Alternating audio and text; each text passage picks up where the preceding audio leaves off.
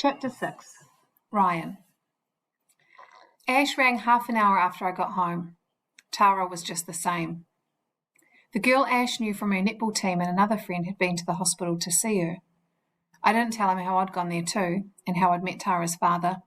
I was too busy thinking, shit, what if I'd run into her friends there? No news is good news in something like this, love, Mum told me. It really is.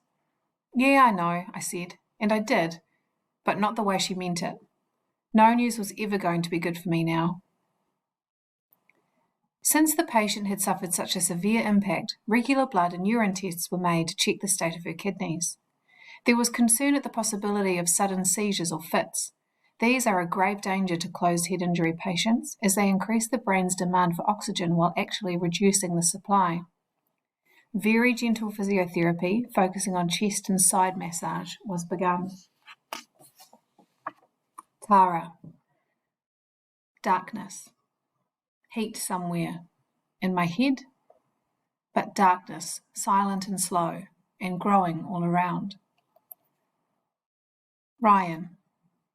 Ash rang again before tea. He didn't really have anything more to tell me. Listen, he went after a bit. Don't mean to sound like a bloody animal, but do you want to come round and watch those DVDs with Vince and me? Vince, I thought. I hesitated, then shook my head. No, thanks, mate, but no. Mum must have guessed what we were talking about. You should go, Ryan. Staying home won't help. I just shook my head again. Where's your jacket? My mother asked then. I couldn't find it with your other wet things. My jacket. I'd forgotten it. I remembered spreading it over the girl. I remember her mother holding the sneaker and screaming. It went with her, I mumbled, to the hospital. Mum just nodded. Doesn't matter, love. Doesn't matter. I wanted to ring the hospital, but Mum said it was no use. They wouldn't give out patient details over the phone. John said the same as her, about no news being good news. Every hour helps, mate. Shut it, I wanted to tell them both. Just shut it and leave me alone. Everybody bloody leave me alone. I got up and walked out of the room.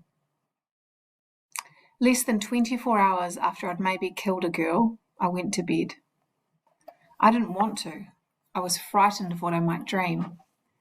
But if I had any dreams on that Friday night, I don't remember them. Since there was no evidence of stomach damage, high-calorie nasogastric feeding was begun on the second day. Care was taken to avoid any infection of nasal or throat passages in case breathing difficulties developed. Tara.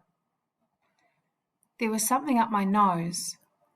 Hey, you're really getting up my nose, I wanted to tell Brittany, and I couldn't remember my other friend's name. Ryan. Saturday morning. I tried to imagine what was happening at the hospital. Nobody had rung. Did that mean no change? That cop, the sergeant yesterday, was right. I had to go on with things.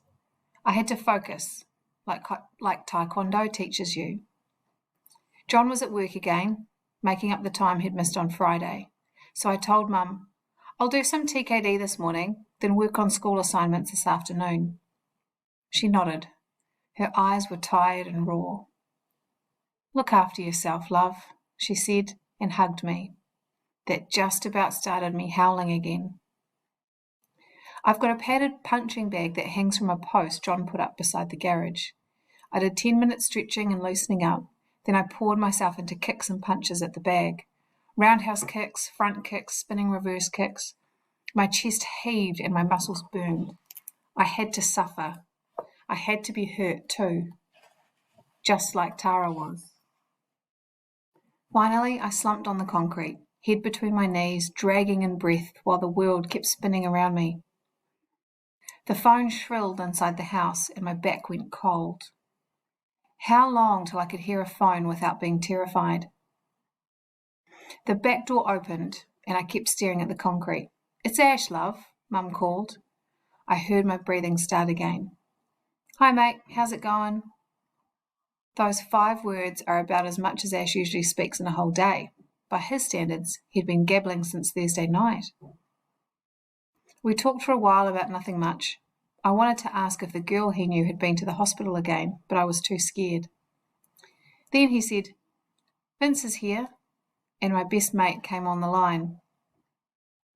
Vince is a talker. He's the one who chats up the chicks when we're out together. But he was struggling today.